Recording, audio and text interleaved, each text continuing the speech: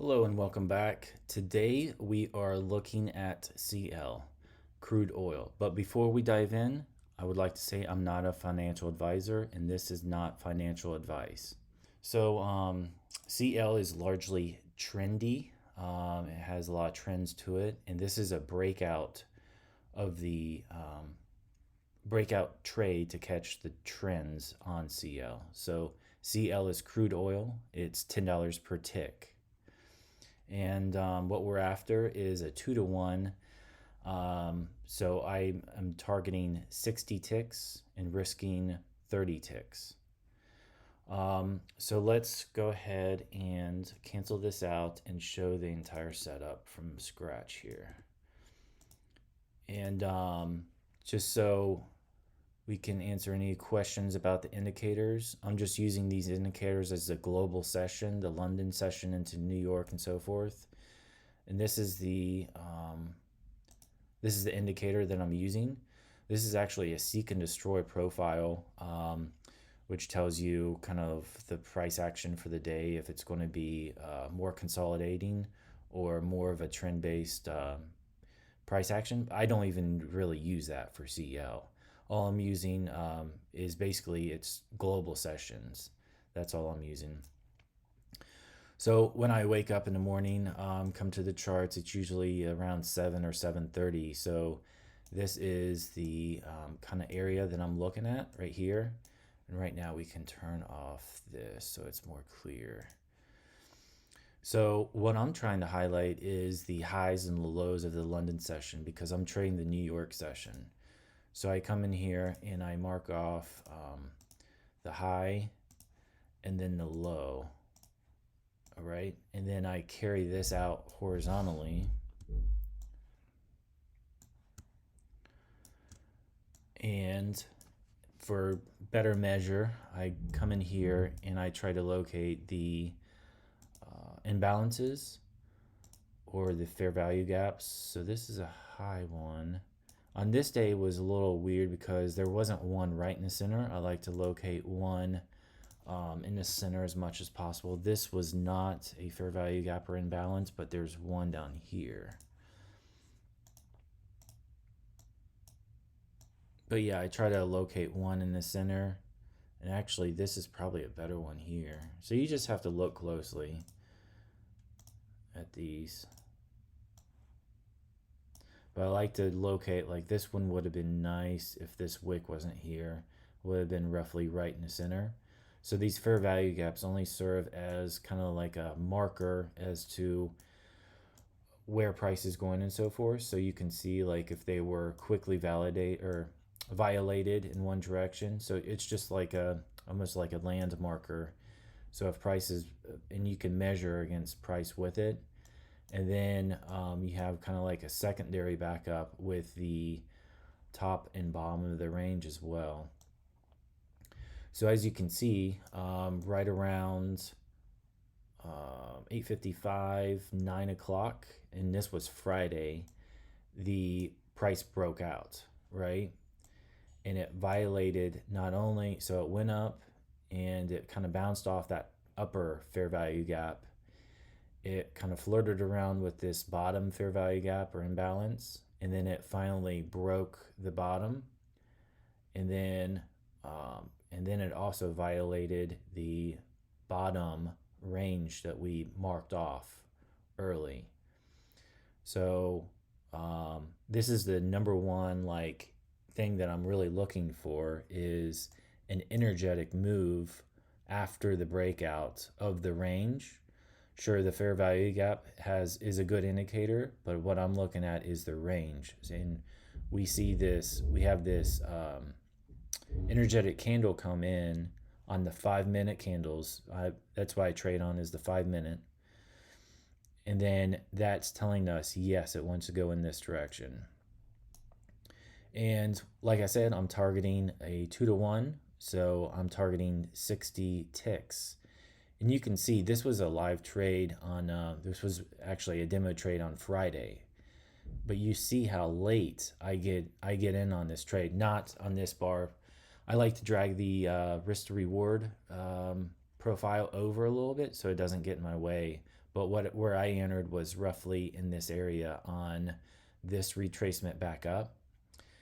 And you can see how late I entered on this trade, right? And I still was able to profit and take TP on the 60 ticks. So that's how forgiving CL is with its trending profile, right? So this was just one trade. This was Friday, right? So let's go back to Thursday. So once again, we'll pull up the profile, and this is the London session. I came in right about 7 or 7:30. So this was the highs and then the lows, relatively speaking, of the smaller window that I'm looking at in the London session. So I just wanted to kind of get the recent highs and the lows. So I mark those off. And then this one sets up nicely because there's a fair value gap right in the middle. So price comes up, it flirts around with a fair value gap, it breaks the southern side of the fair value gap.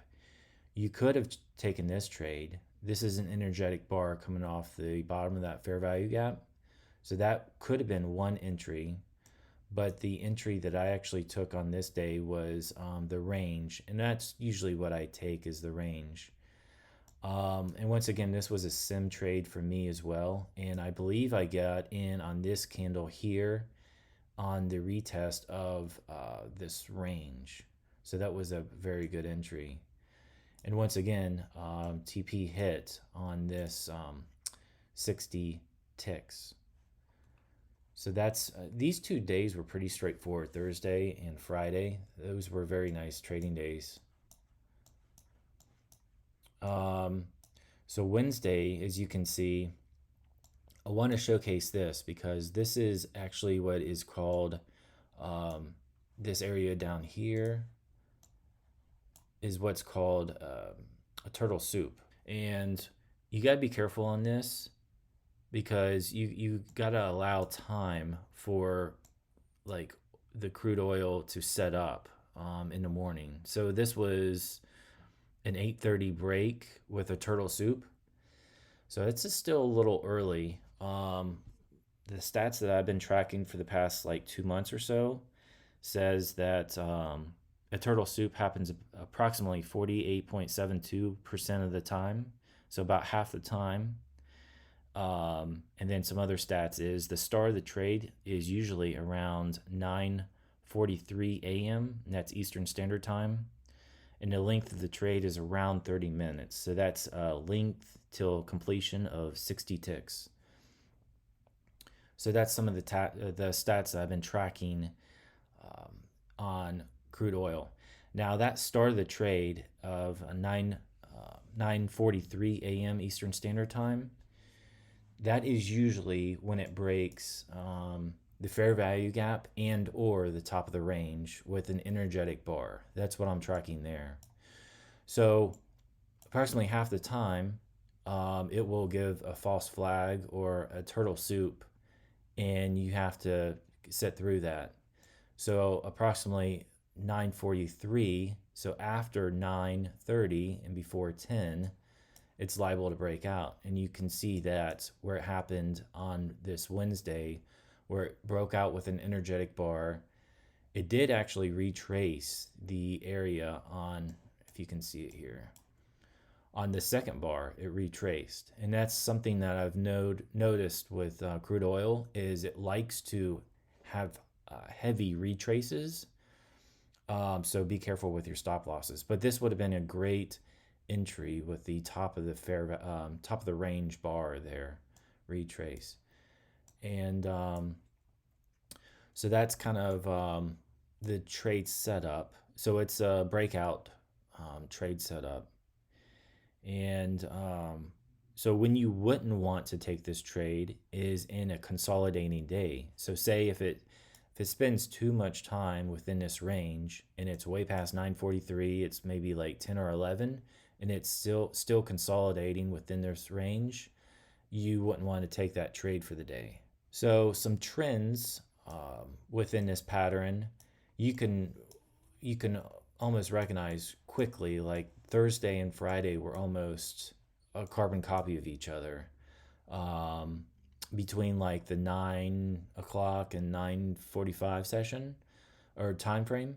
So it was a clean break at 9 here, and then this was a clean break at around the same time, 9 as well. So you can see where it's set up nicely.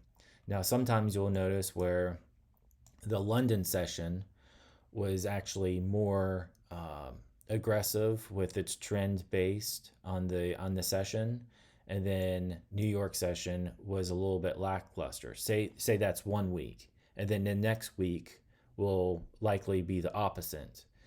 So you can recognize trends within this as well. But this is a quick, easy setup, I believe, with some simple indicators being the fair value gap imbalances and also the top and bottom of the local range of the London session. And then once they break out with that energetic bar, you take it in that direction of the trade. And all I'm targeting, all I have kind of done a small back test on is the 60 ticks. So don't be aggressive and don't chase liquidity because oftentimes I've gotten in trouble doing that myself. All right, that's all I had. Hopefully you can profit off this.